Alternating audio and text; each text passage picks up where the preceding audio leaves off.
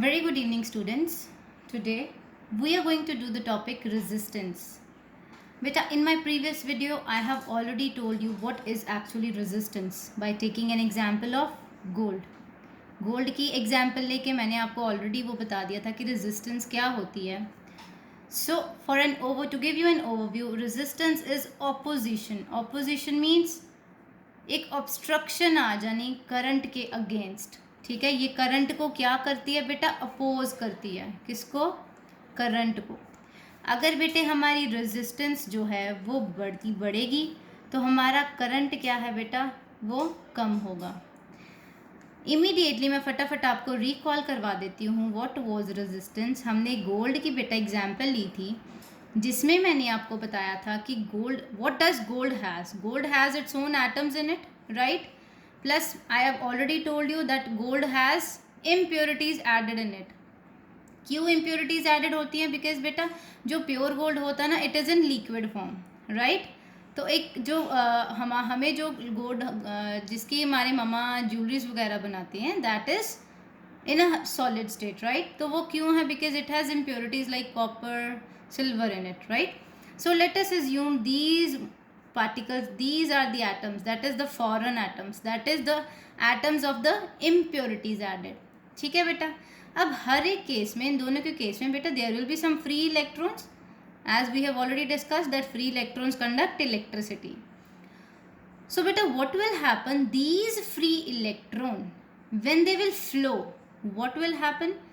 They will either strike with the atoms of the metal, or they will strike with the foreign atoms, or they will strike with the free electrons itself. ठीक है बेटा. सो इस case में क्या होगा? जब सारा कभी किसी के साथ टकराएगा, कभी किसी के साथ, उसको एक पाथ ही नहीं मिलेगा. So when current will have no path, when electrons will have no path, then there will be no flow of current, right? This we have already discussed.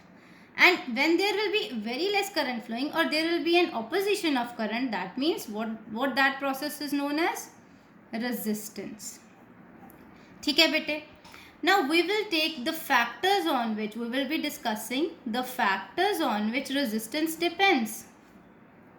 हम ये डिस्कस करते हैं. ठीक है. So will be performing 4 experiments. सबसे पहले experiment में बेटा लेट अस एज्यूम कि मैंने यहाँ पे कोई एक नाइक्रोम की वायर अटैच करी है. ठीक है बेटे. This is my ammeter and my battery. ये की लगी हुई है. ठीक है बेटे. So let us consider this is my nichrome wire of length L. Nichrome wire है जिसकी लेंथ है L. ठीक है. इस केस में बेटा जब मैंने करंट मेजर किया, लेट अस एज्यूम वो करंट आया I1. ठीक है. यहाँ पे हम एक ब्लॉक लगा लेते हैं, एक टेबल बना लेते हैं. फर्स्ट केस जब मैंने नाइक्रोम वायर ली, ठीक है, उस केस में बेटा मेरा क्या हुआ? करंट कितना फ्लो हुआ? I1. This is my first case. So let us assume in my second case. In my second case, I am going to increase the length of the nichrome wire. ठीक है. अब second case में मैंने क्या किया बेटा?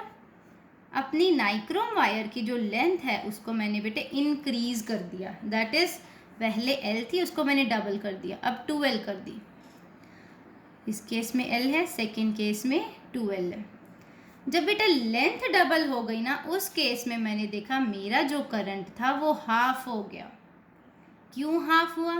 जाहिर सी बात है बेटा, जितनी लंबी वायर होएगी बच्चे उतनी ज़्यादा ऑब्स्ट्रक्शन आएगी करंट के लिए. करंट फ्लो ही नहीं कर पाएगा, राइट? थर्ड केस देखिए. नाउ थर्ड केस में मैंने क्या किया? यही नाइक्रोम वायर का एरिया ऑफ क्रॉस सेक्शन बड़ा कर दिया, उसको मोटी कर दिया. That is I have taken a thick nichrome wire. Let us C.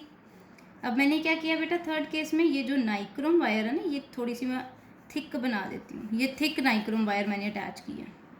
That is area of cross section क्या है बेटा? इस केस में इसका बड़ा है.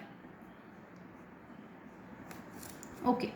सो इस केस में बेटा मैंने क्या देखा? जब मेरे पास area of cross section A आया, इस केस में मेरा जो थर्ड केस था, इस केस में I2 करंट मैंने मेजर किया जो कि ज़्यादा था I1 करंट से।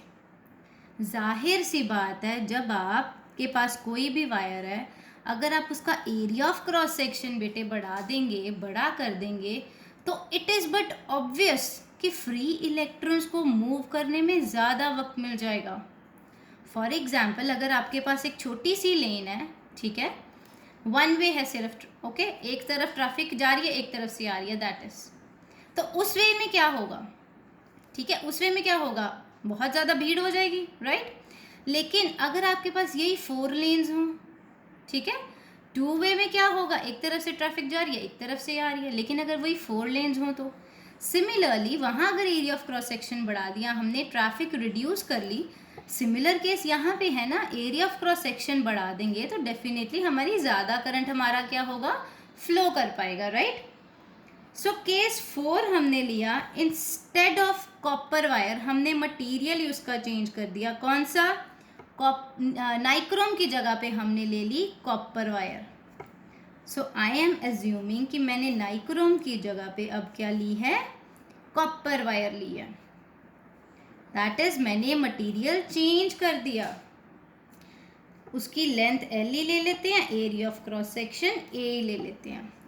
इस केस में बेटा मैंने फिर क्या एज्यूम किया, इस केस में मेरा जो करंट I3 आया ना बेटे, वो ज़्यादा था I1 के केस में।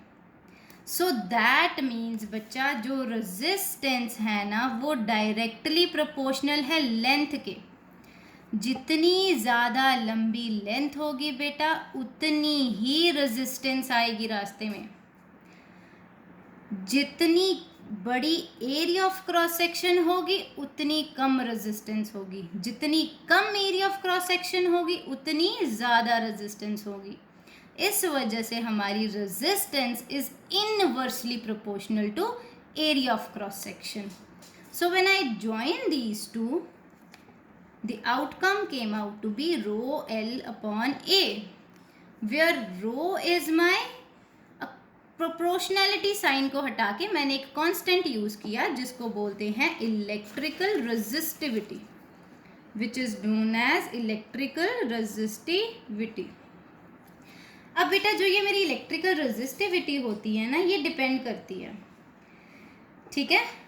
फोर्थ बात में हमने भी किया था नेचर ऑफ मटेरियल।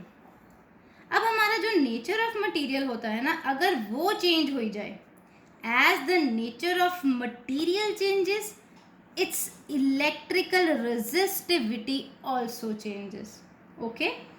सो उस केस में बेटा जो हमारे कंडक्टर्स होते हैं, so let us talk about resistivity now, ठीक है बेटे। जो हमारे कंडक्टर्स होते हैं ना, उनकी सबसे कम रेजिस्टिविटी होती है।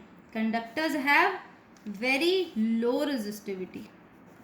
उसके बाद आती है हमारे एलॉयज़ की, एंड सबसे ज़्यादा बेटे रेजिस्टिविटी होती है इंसुलेटर्स की, ठीक है।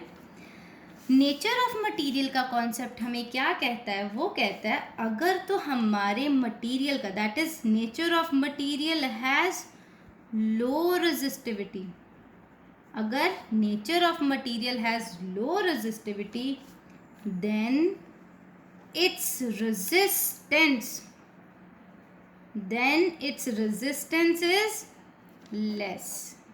For example, in case of conductors की resistivity बहुत कम है, इसीलिए रेजिस्टेंस कम है, इसीलिए कॉपर वायर, बाकी भी जो मेटल्स हैं हमारे, they can conduct electricity. Getting my point? Insulators have very high resistivity, that is high resistivity, very high resistance. They will never conduct electricity. I hope it is clear now, students. In case of any doubts, please do let me know. Thank you so much.